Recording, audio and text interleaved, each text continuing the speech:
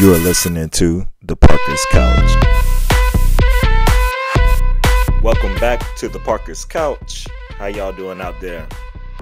We are here for day 2 on our review of Project 2025.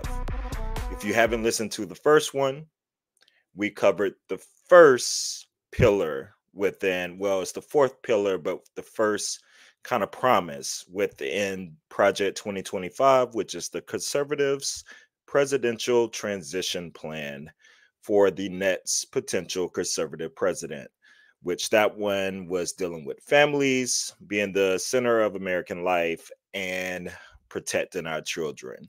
You know, the famous phrase from conservatives.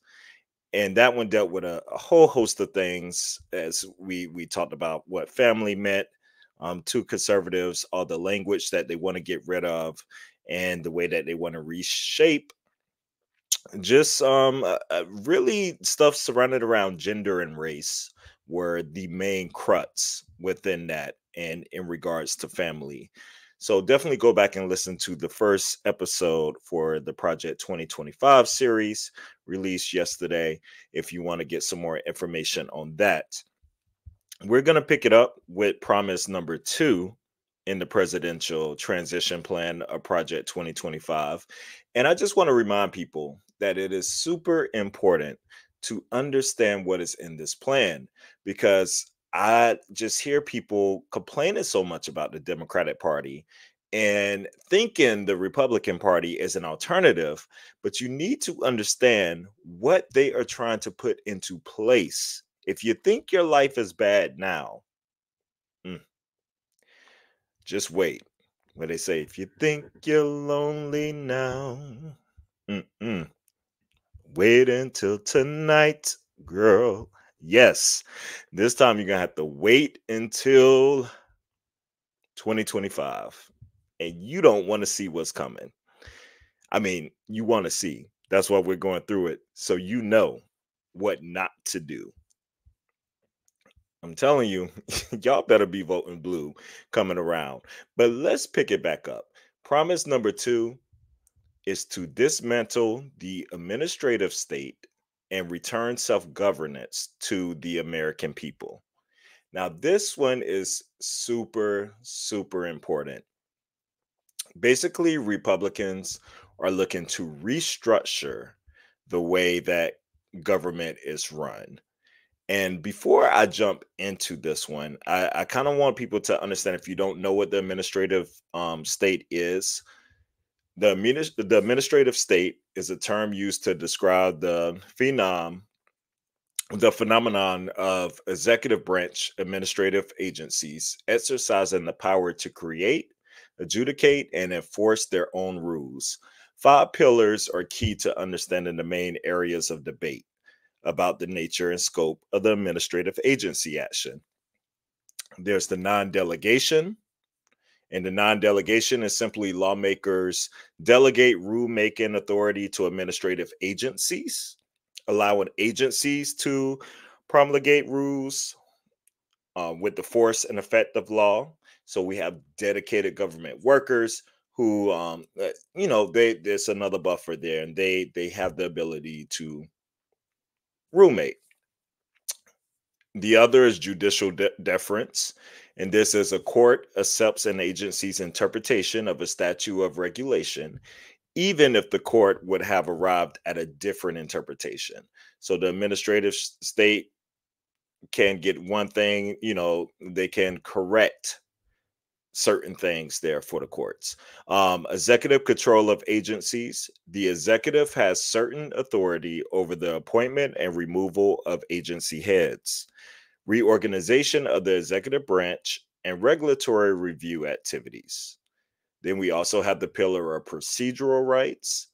And with procedural rights, the agency rulemaking and enforcement proceedings have implications for individual procedural rights, such as due process and standing. And the last pillar is known as agency dynamics. And the agencies exercise authority to promulgate rules, enforce regulatory compliance, and adjudicate disputes. Now, arguments for the administrative state, supporters of the administrative state generally argue that federal agencies perform valuable government functions, such as administering federal social service programs, enacting health and safety regulations, things of that nature. And proponents of this, they claim that the agency staff acquires subject matter expertise that enables them to develop, implement, and specialized regulations beyond the broad directives of legislators. Because if you think in Congress, not everyone is an expert in everything they are talking about in the Senate and the House. Like those people are not necessarily the experts. A lot of them are not experts in a lot of the subject matters. So there are other government workers, dedicated people who are experts in areas that can help really cultivate a solid plan for things, say like for the environment, for education, for all these things right here that are hot button issues.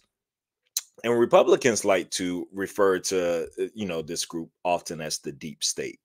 And opposing arguments against the administrative state are generally centered around what they consider to be constitutional violations.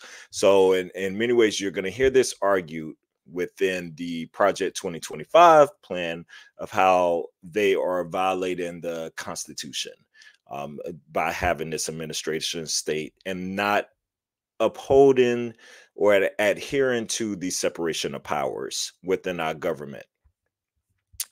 This has been a big movement. It was actually very interesting because a party I was at recently, and I was talking with someone within Homeland Security, and he was telling me because we were having a conversation, which it's just confusing to me because I was telling him how I don't understand when changing parties and stuff with presidents, how now it's this view of like, let's wipe everything out and start anew. I'm like, how can we really survive? Well, I don't want to survive, but how can we be consistent as a society and put ourselves in the best possible way of going forward if we're constantly just moving people in and out and things of these nature and trying to replace people with who we want in there whenever we have dedicated long time workers. Some, there may be difference of opinions about, people who work in government, but there are experts within the government. And sometimes it's good to keep certain people within roles that can work with multiple parties and are not going to be biased and are going to help execute visions that are out there in the best possible way. Well, we were talking about this and he was like, it's funny that you bring this up because it was actually a big concern whenever Trump was last in office because part of Trump's new agenda on day one was to throw a total wrecking ball to the administrative state. And the effort was an agenda if what he calls Schedule F. And it was a Trump era executive order that would reclassify tens of thousands of the 2 million federal employees as essential at will workers who could more easily be fired. And Biden ended up rescinding this executive order whenever he took office in 2021. And now they're hoping that Trump will win again and can reinstate this order. And it's very frightening because this would give them having this a Schedule F order will give them the carte blanche to just go in and fire whoever they want within the government and replace them with who they want in there. And that's just a scary thought to think about. About what can potentially be shaped through this. So it's very interesting. And as of now, it stands about 4,000 members of the federal workforce are considered political appointees who typically change with the administration. But Schedule F could put tens of thousands of career professionals at risk.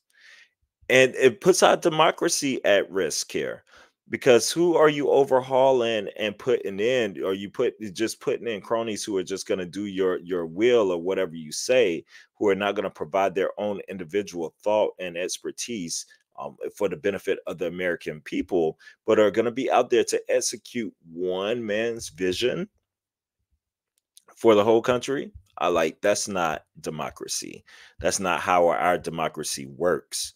But that is what the conservatives want. And they've been railing against this administrative state for quite a while. So we're going to read through what the plan actually is within Project 2025 to dismantle the administrative state and return self governance to the American people.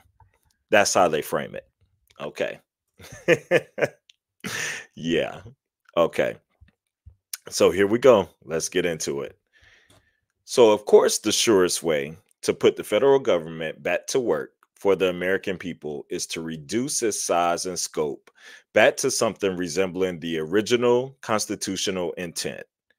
Conservatives desire a smaller government, not for its own sake, but for the sake of human flourishing. But the Washington establishment doesn't want a constitutionally limited government because it means they lose power and are held more accountable by the people who put them in power. Like restoring popular sovereignty, the task of reattaching the federal government's constitutional and democratic tethers calls to mind Ronald Reagan's observation that there are no easy answers, but there are simple answers. In the case of making the federal government smaller, more effective, and accountable, the simple answer is the Constitution itself. The surest proof of this is how strenuously and creatively generations of progressives and many Republican insiders have worked to cut themselves free from the strictures of the 1789 Constitution and subsequent amendments. Consider the federal budget. Under current law, Congress is required to pass a budget and issue specific spending bills comporting with it every single year. The last time Congress did so was in 1996. Congress no longer meaningfully budgets or authorizes or categorizes spending. Instead, party leaders negotiate one multi trillion-dollar spending bill, several thousand pages long, and then vote on it before anyone literally has a chance to read it. Debate time is restricted, amendments are prohibited, and all of this is backed up against a midnight deadline when the previous omnibus spending bill will run out and the federal government shuts down. I do Now I will say I do think it's crazy how we have gotten to this place in our system. And maybe it's happened often, but I tell you, I didn't follow politics closely my entire life to know how other administrations and things work. I've been following more closely ever since the Obama years, to be honest. Was there was some, I was in college during the Bush years and transitioning into work. Of course, when we got in going into our recession there, 2008, I started paying attention a little bit more towards the end there, Bush and all the things with Iraq and all that stuff. But I do think it is unfortunate how we handle government shutdowns, potential shutdowns and bills, and then we get all these loaded pages of things that in the last minute, the last hours, and I think both parties are guilty of this, of doing this and rushing things in and not giving people a chance to read and really see what's in there within these things getting passed. That is an issue, I would say, in my humble opinion, as far as our government in the way that that whole process is done. I don't like it. I don't like that process. All right, let's continue. It says this process is not designed to empower 330 million American citizens and their elected representatives, but rather to empower the party elites secretly negotiating without any public scrutiny or oversight. In the end, congressional leaders' behavior and incentives here are no different from those of global elites, insulating policy decisions over the climate, trade, public health, you name it, From the sovereignty of national electorates, public scrutiny and democratic accountability made life harder for policymakers, so they skirt it. It's not dysfunction, it's corruption. And despite its gaudy price tag, the federal budget is not even close to the worst example of this corruption. That distinction belongs to the administrative state. Here we go. The dismantling of which must be a top priority for the next conservative president. The term administrative state refers to the policy making work done by the bureaucracies of the federal government, departments, agencies, and millions of employees.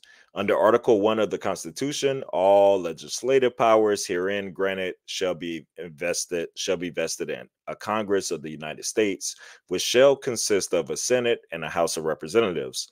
That is federal law and is enacted only by elected legislators in both houses of Congress.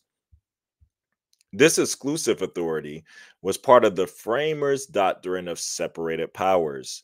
They not only split the federal government, legislative, executive, and judicial powers into different branches, they also gave each branch checks over the others. Under our Constitution, the legislative branch, Congress, is far and away the most powerful and correspondingly the most accountable to the people. All right. And then kind of giving a little history and things here, like this big picture, warming and buttering you up to make you really love this idea they're about to present. All right. So in recent decades, members of the House and Senate discovered that if they give away that power to the Article 2 branch of government, they can also deny responsibility for its actions. So today in Washington, most policy is no longer set by Congress at all, but by the administrative state. Given the choice between being powerful but vulnerable or irrelevant but famous, most members of Congress have chosen the latter. Yeah, many are on your side of the aisle, okay, that are just out there not doing any work, but just being Instagram famous and living on sound bites. Like we know it's very clear if you're following things that happen within the houses, is clear one party is trying their hardest to govern while the other is not. I mean, it's just simply that's just simply facts. All right, so let's pick it back up. Congress passes intentionally vague laws that delegate decision making over a given issue to a federal agency.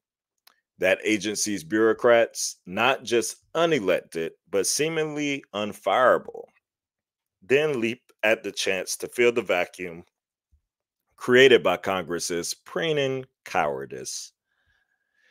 The federal government is growing larger and less constitutionally accountable, even to the president every year. All right, now we're about to get into the agencies where they want to. You remember that Schedule F I talked about? We're about to get into the agencies that they want to get rid of a lot of workers within these. With a swig of water. There we go. Here we go.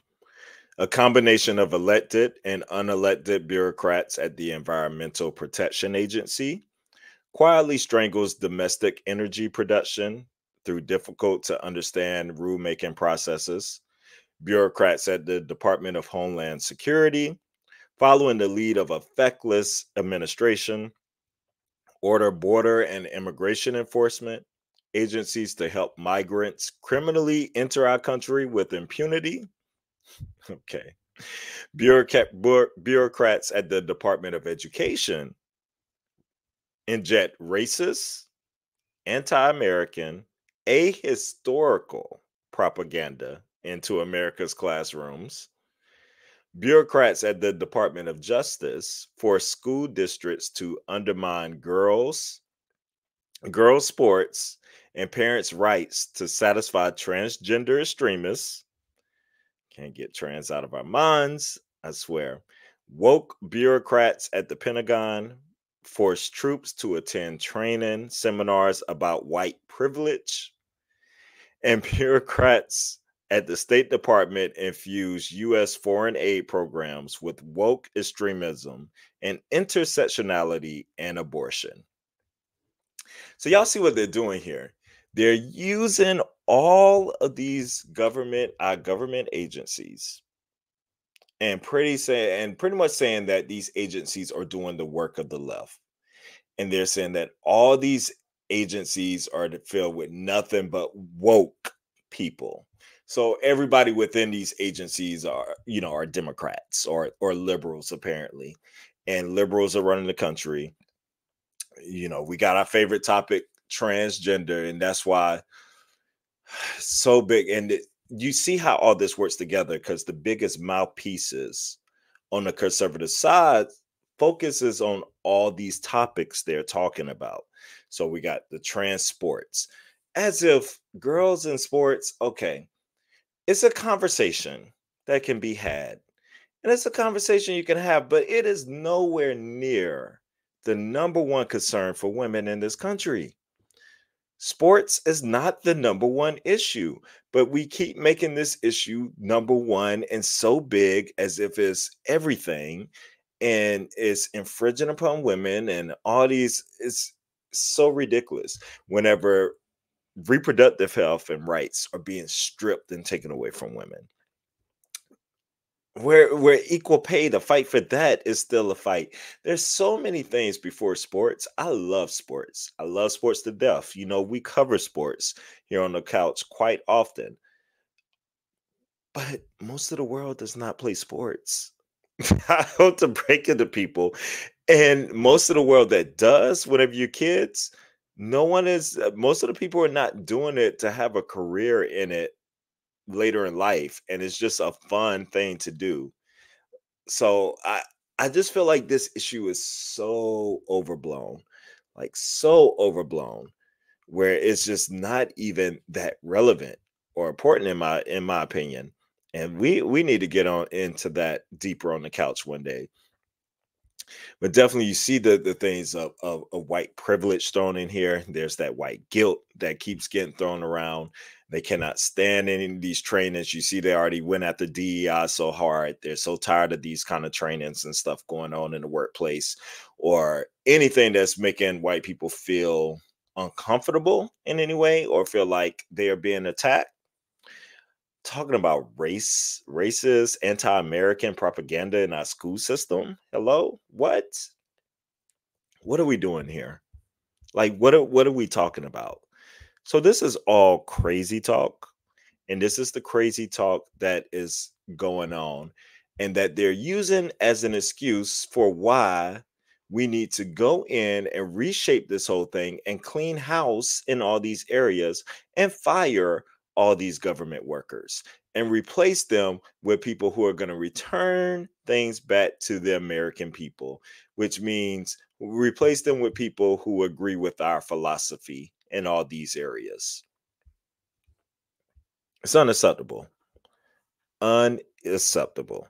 All right, let's continue. It says unaccountable federal spending is the secret lifeblood of the Great Awakening. Nearly every power center held by the left is funded or supported one way or another through the bureaucracy by Congress. Colleges and school districts are funded by tax dollars. The administrative state holds 100% of its power at the sufferance of Congress, and its insulation from presidential discipline is an unconstitutional fairy tale spun by the Washington establishment to protect its turf. Members of Congress shield themselves from the constitutional accountability often when the White House allows them to get away with it. Cultural institutions like public libraries and public health agencies are also as independent or are only as independent from public accountability as elected officials and voters permit. Let's be clear, the most egregious regulations promulgated by the current administration come from one place: the Oval Office. The president cannot hide behind the agencies, as his many executive orders make clear. His is the responsibility for the regulations that threaten American communities, schools, and families. A conservative president must move swiftly to do away with these vast abuses of presidential power and remove the career and political bureaucrats who fuel it.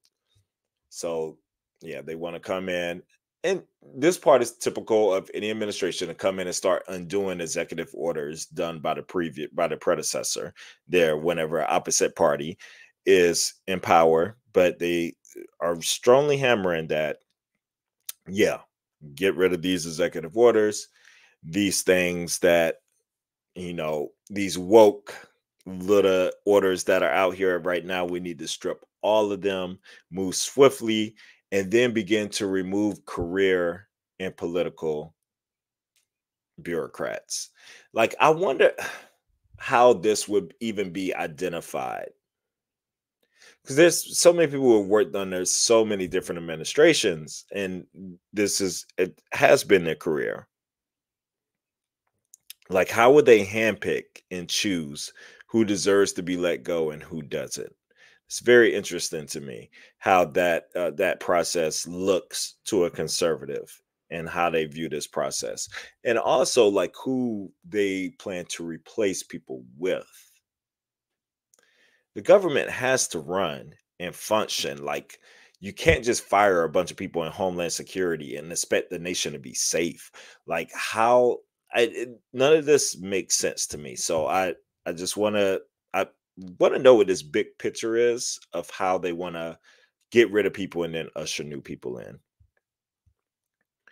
Properly considered, restoring physical limits and constitutional accountability to the federal government is a continuation of restoring national sovereignty to the American people.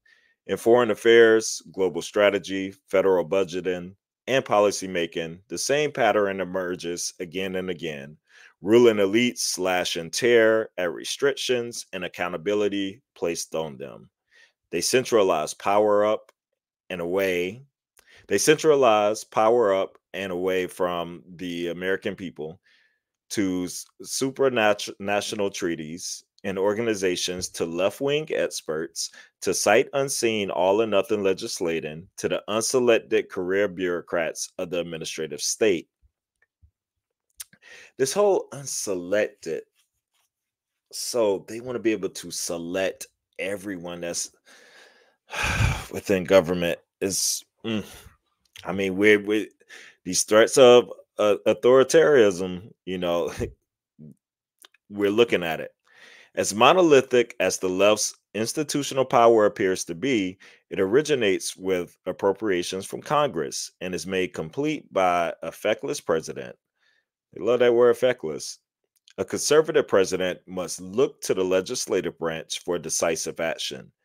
The administrative state is not going anywhere until Congress acts to retrieve its own power from bureaucrats at the White House. I just, y'all, what has Congress passed?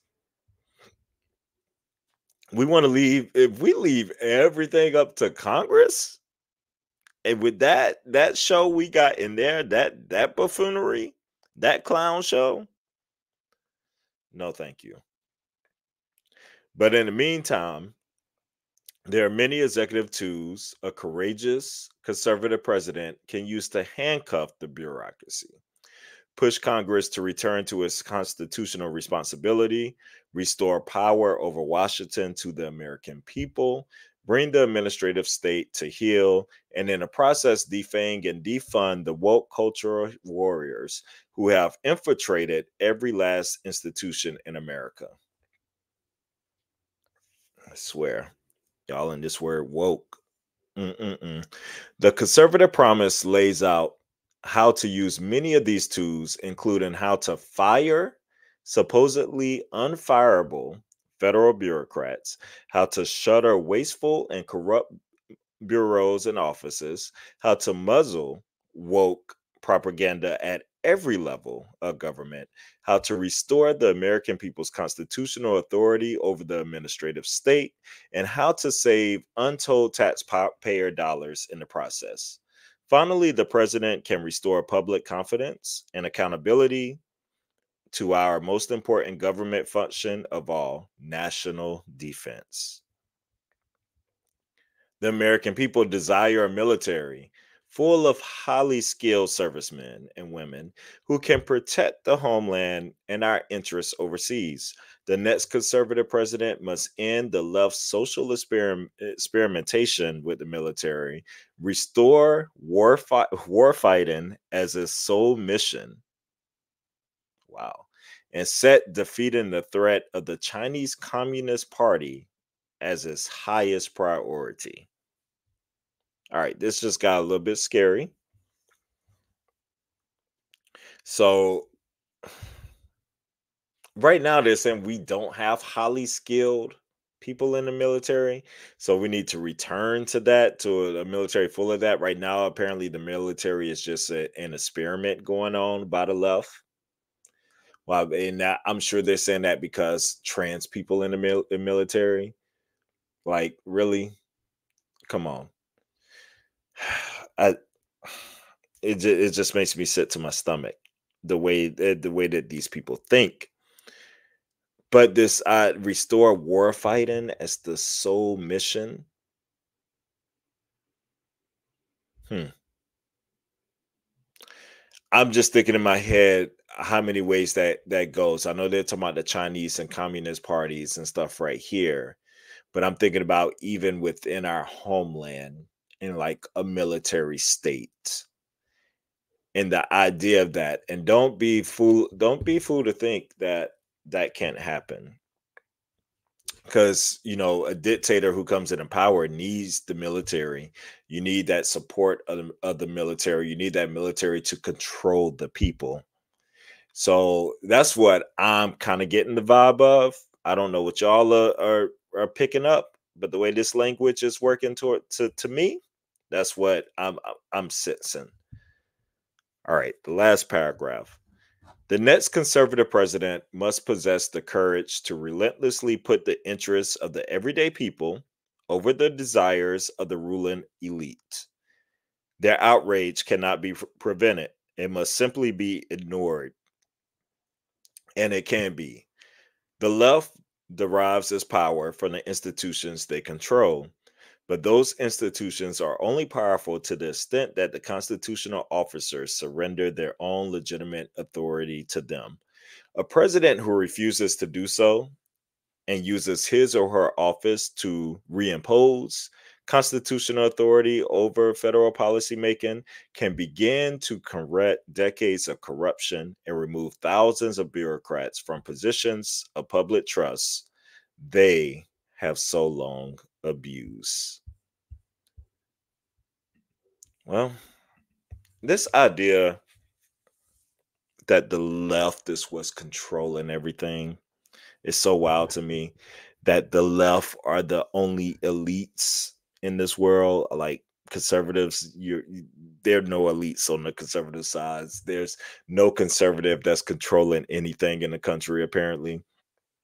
Like these are the most victimized people that I know in my life. But I guess you gotta kind of preach that narrative to get people to feel like, yeah, we're being wronged or something. Or I they're throwing stuff at the air that they can't prove, that doesn't make any sense. But it's scary to think about. So if you want a dismantling of our systems of government, a dismantling of who is working within the government right now, and have those people replaced by the person in charge, and this would be a conservative president. So if that's your view of America, then go ahead and vote for this party. But that, I bet, I just got to believe that's not the prevailing thought for the majority of us out here. and we can see through this BS. All right, that is promise number 2. So we will cover the next 2 over the next few days here this week. Definitely go to project2025.org and read up on this stuff yourself. Do your research. Vote wisely, and having the information out there. With that said, till next time, Tater Tots. This has been a Rosie B production. Catch us next time, Tater Tots, for a new episode of The Parker's Couch.